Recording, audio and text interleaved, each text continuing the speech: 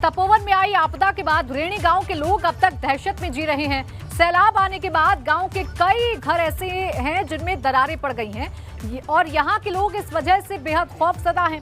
वहीं पर रेणी गांव के पास आई सैलाब की वजह से ग्रामीणों के लिए खाने पीने की समस्या भी हो गई है। गांव के लोगों का कहना है कि अभी तक उनकी जिंदगी पटरी पर नहीं लौट सकी है और जो पुल सैलाब अपने साथ बहा ले गया उसी की वजह से दिक्कतों में काफी ज्यादा इजाफा हो गया है। गांव में अभी तक कोई भी लोग नहीं पहुंचे। प्रशासन की तरफ से कोई राहत मिली है अभी तक नहीं राहत तो सर अभी थोड़ा सा उन्होंने आटा चावल वगैरह तो थोड़ा दे ही रखा है, बाकी तो अभी तक कोई न कोई आश्वासन है न कोई राहत कुछ भी नहीं है। और चलिए सीधा आपको ग्राउंड जीरो की हम रिपोर्ट दिखाने की कोशिश करते हैं, अपडेट करने की कोशिश करते हैं। उत्तराखंड के ब्यूरो चीफ अजीत सिंह राठी हमारे साथ जुड़े हुए हैं। अजीत, क्या अपडेट है, क्या कुछ वहां की तस्वीरें हैं, आप हमारे दर्शकों को दिखाइए। आप लगातार वहां पर डटे हुए हैं और ऐसी विपरीत स्थितियों में भी हर एक तस्वीर हमारे दर्शकों तक पहुंचाने की कोशिश कर रहे हैं।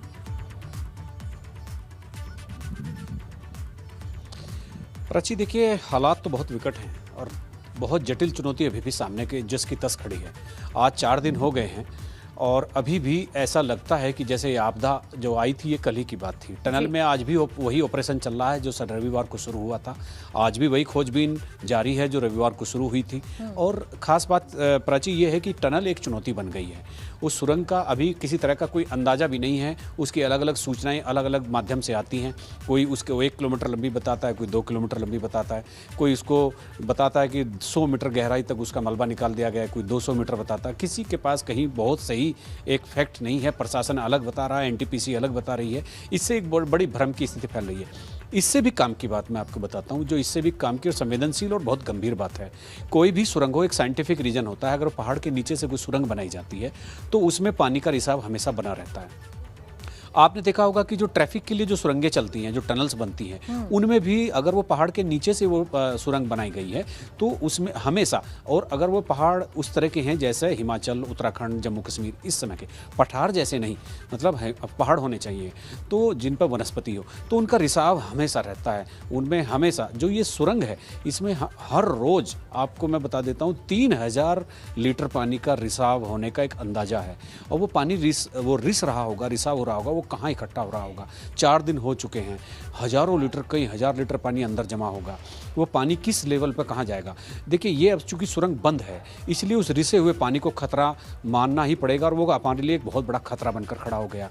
अगर सुरंग चालू हो जाती तो उस पानी का जो रिसाव हो रहा है उसका कोई बहुत मायने नहीं होता। लेकिन अभी अंदर जो लोग हैं, अगर वो पानी के रिसाव से ये अगर मलबे के आगे की तरफ से पानी का रिसाव हो रहा है और वो लोग अगर होंगे तो ये हज़ारों लाखों लीटर जो पानी जो रिसाव जिसका हो रहा है तो वो उनकी ज़िंदगियों को कैसे लीड रहा होगा, कैसे उनको तड़पा रहा होगा। ये बहुत ही एक कल्पना करने वाली बात है। ये हाइपोथेटिकल तो है लेकिन जब ऐसे हादसे होते हैं अंदर क्या हो रहा होगा, क्या नहीं हो रहा होगा, ये हमारे दिमाग में, हमारे जहन में उस तरह के मंजर और उस तरह के ख्याल आने लगते हैं। ये टनल वाकई एक चुनौती बन गई है और टनल में लिमिटेड स्पेस होने की वजह से अंदर जाना और सीमित संसाधनों के साथ ही जाना हो पाता है। जो एक ही मशीन एक बार जाती है और कीचड़ निकाल के बाहर लाती है। अब दूसरी बात यह है कि अंदर टनल के थोड़े अंदर जाने के बाद वो कितनी एग्जैक्ट दूरी है, कोई 250 मीटर बताता है, कोई 200 मीटर बताता है, वहां से उसकी ब्रांचेज शुरू होती है, वो डाइवर्जन शुरू हो जाता है, वो ढलान है, बहुत सारी मुश्किलें हैं और सवाल बहुत सारे खड़े हो रहे हैं। हालांकि उम्मीद जरूर जताई जा रही है कि जो जिंदगी अंदर फंसी हुई है उन्हें सकुशल बाहर निकाल लिया जाए। लेकिन अजीत, एक तरफ तो टनल के भीतर बहुत सारी मुश्किलें हैं लेकिन मुश्किलें उन गाँव में भी हैं जिनका अपने ही देश से संपर्क टूट चुका है, जो काफी दिक्कतों का सामना कर रहे हैं। उन लोगों का क्या कुछ कहना है, क्या कुछ वहां पर परिस्थिति आपको उन लोगों के लिहाज से नजर आ रही है? प्राची, देखिए आज ही सुबह के समय सैकड़ों दर्जनों लोग इकट्ठा हुए टनल पर। उन्होंने सरकार के खिलाफ नारेबाजी की और उनका यही कहना था कि केवल एक ऑपरेशन टनल के भीतर चल रहा है।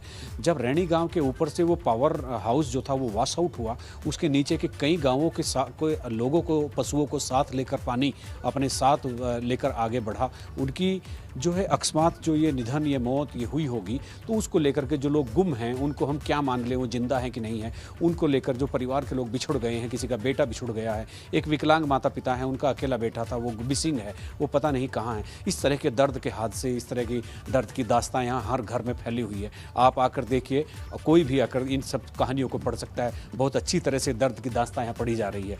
लोगों का ये कहना है कि जिनके संपर्क मार्ग कट गए हैं, प्रशासन उनको वीआईपी हेलीकॉप्टर में उड़ रहे हैं। वीआईपी के हेलीकॉप्टर के मूवमेंट बहुत हो रहे हैं, लेकिन अगर वही हेलीकॉप्टर 2-4 sortie इन लोगों के लिए लगा दे और इनको इनके गांव पहुंचा दे तो ये बात बनने वाली हो सकती है। ये एक पब्लिक परसेप्शन एक अच्छा हो सकता है, लेकिन पब्लिक में इस समय नाराजगी है। बिल्कुल अजीत, देखिए और ये नाराजगी होना लाजमी भी है, क्योंकि आपदा के निशान साफ तौर पर देखे जा सकते हैं और उनकी जो पीड़ा है उसे भी समझा जा सकता है। शुक्रिया आपका अजीत, हमारे साथ जुड़ने के लिए और तमाम अपडेट्स